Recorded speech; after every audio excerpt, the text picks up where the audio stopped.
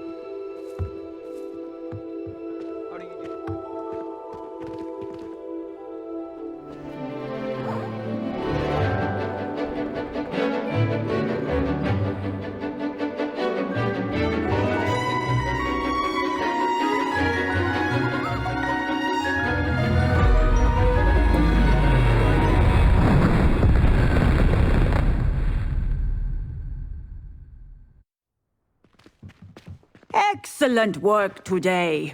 Class dismissed. Hello there. I take it you're ready to learn your new spell. I completed your assignment, Professor. I'm ready to learn Bombarda now. Good. Now, this spell comes with a caveat. It should only be used when necessary.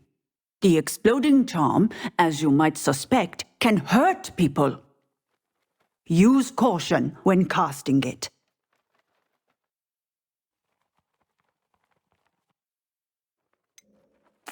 Is this something we should be learning in school? Better for you to learn it in school, where we can instruct you properly as to its use.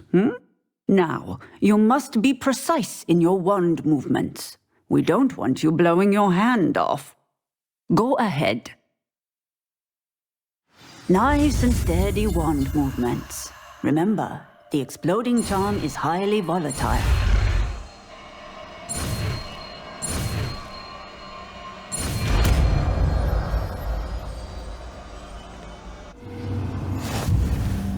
Well done.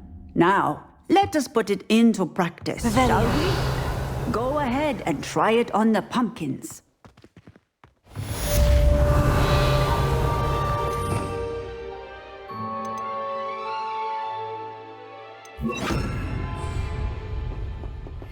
Bombarda!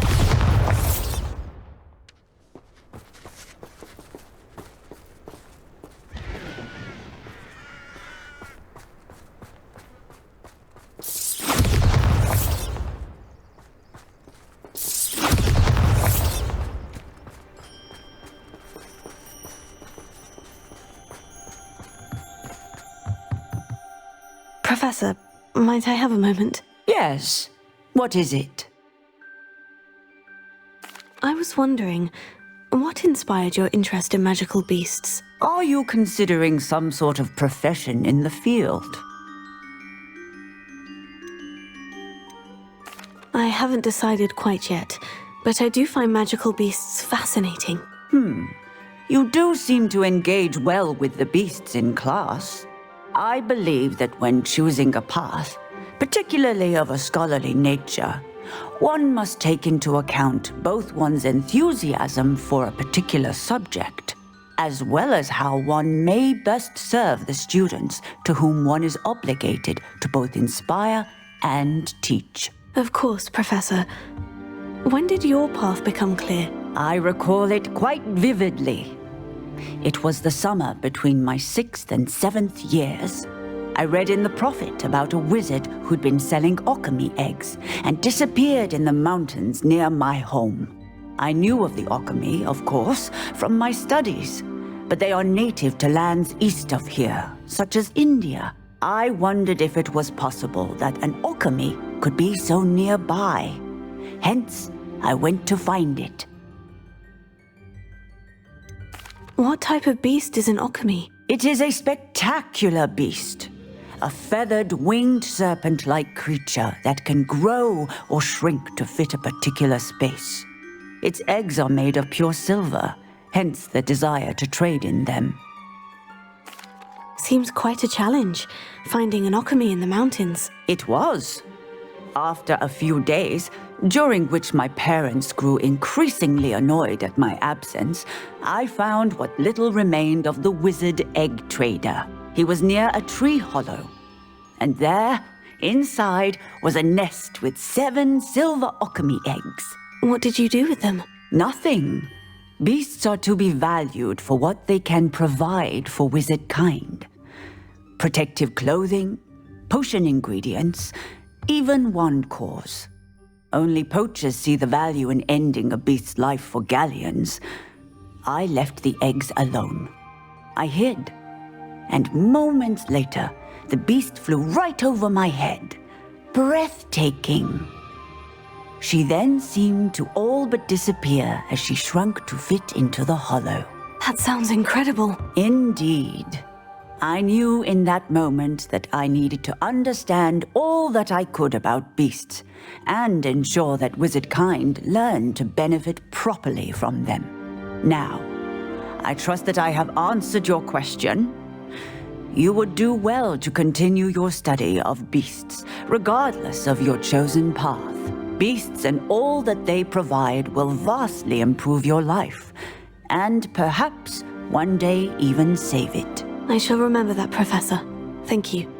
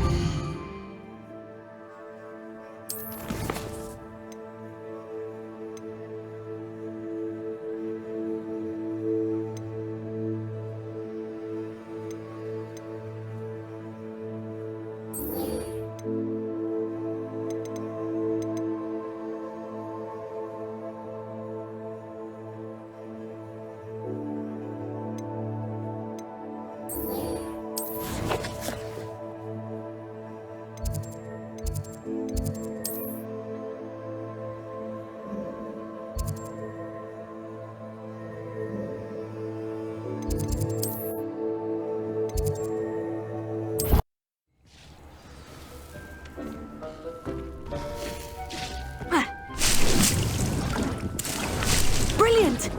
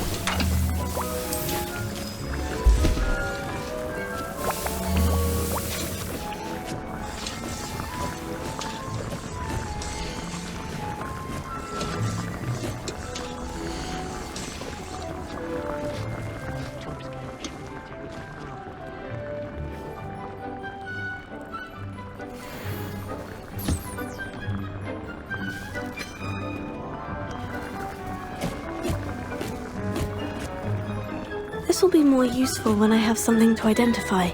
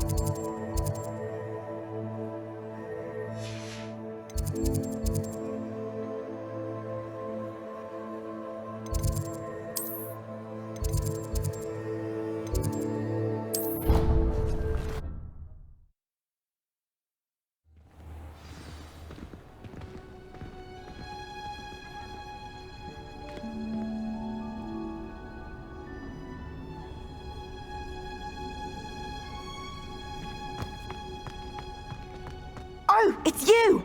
Just the person I need. Samantha, is everything all right? No, it's not. It's my brother William. He's been cursed. He ignored my warning and now he's lying in St. Mungo's looking completely pathetic. He simply never listens. I'm sorry. How exactly has he been cursed? Oh, you won't believe it. Truly, but his feet were turned into purple beets. You can imagine his distress. And mine. I won't even go into the attention he was getting from our garden rabbits before he admitted himself to hospital. Beats for feet. How hilarious. I mean, how terrible. Horrible. Truly. You and the entire school may find it funny, but the situation is dire. Well, it is an unusual situation. How did your brother end up like this? It's entirely his own fault. I told him about some research I'd done recently on our ancestor Marmaduke Dale. In particular, my discovery that Marmaduke's tomb was cursed. My brother's always making fun of my discoveries. This time, he laughed in my face. Told me I'd misinterpreted my findings. As if that were possible. And to prove his point, he went right up to the entrance of the tomb and poof! His feet transfigured into beets. If I'm honest, I'd say he had it coming. Normally I'd agree with you, but he's my brother. I know what he did showed abysmal judgment on his part. And no one deserves such a fate to last forever, especially as the result of a single brainless mistake. Now I worry that if the curse isn't reversed, it could become permanent. Can't the curse be broken? Possibly. The curse stems from a crest that was stolen from Marmaduke. If the crest were returned to its rightful place upon his sarcophagus, then I believe that William's feet may be restored. You battled trolls when they attacked Hogsmeade, escaped a dragon, and I could tell by your work and charms that you're a skilled spellcaster. Returning a crest to a sarcophagus should be almost effortless for you. So, will you help us? How do you know it's safe? I don't want my feet to turn into beets as well. Oh, but the curse only applies to Marmaduke's descendants, as my brother so aptly demonstrated. That's why I need your help. You're unrelated to my family, so the curse wouldn't affect you. Why is your ancestor so well known? He discovered the properties of several magical herbs and plants. He also uncovered numerous types of flora. The wizarding world owes him a great debt. His work not only impacted the discipline of herbology, but also potion making. I can take the crest to Marmaduke's sarcophagus for you. Oh, thank you! Thank you so much! You'll simply go into the tomb where Marmaduke was laid to rest and place the crest on top of his sarcophagus. According to my research, the tomb's been abandoned for centuries, so it should be a fairly simple task. You'll find it just east of the hamlet of Brockborough. Thank you for your help. My family is indebted to you.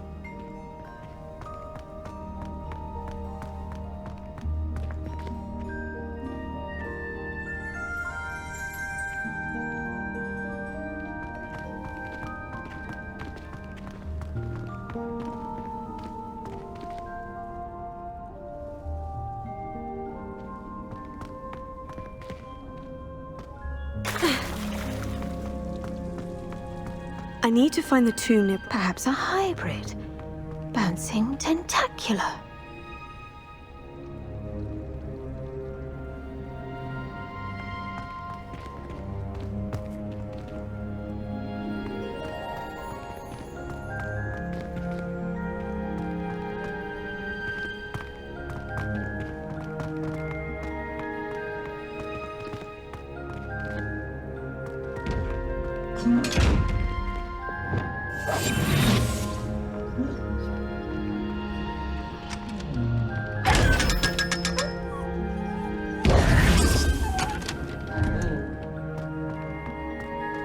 Revelio.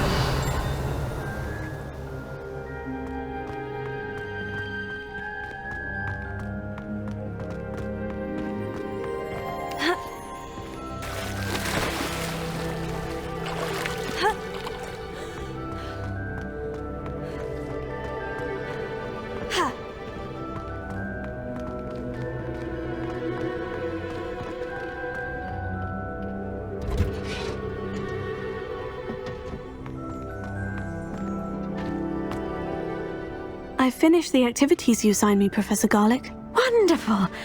I hope you gained a greater appreciation for the flora in our lives. I am forever enraptured by it. Just yesterday, I spent hours pruning my self-fertilizing shrubs and flutterby bushes. Didn't realize how long I'd been at it until the sun began to set. Well, if there's one thing I love to see more than my plants thriving, it's one of my students doing the same. Now, ready to learn Flipendo? Chin up, keep a light grip, and it's all in the wrist. Let's see you give it a go. You will want to focus with this spell. Nothing as mortifying as knocking back a colleague when all you wanted to do was move a few pots.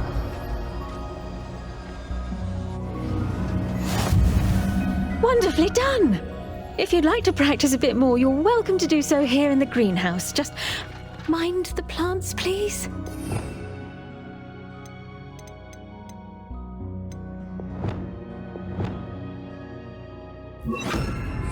Lumos.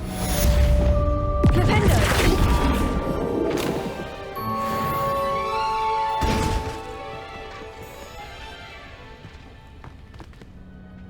Professor Garlick, a moment of your time? The plants are resting, so now's as good a time as any. Apologies, Professor. Perhaps later. Not to worry. I'll be here if you'd like to talk.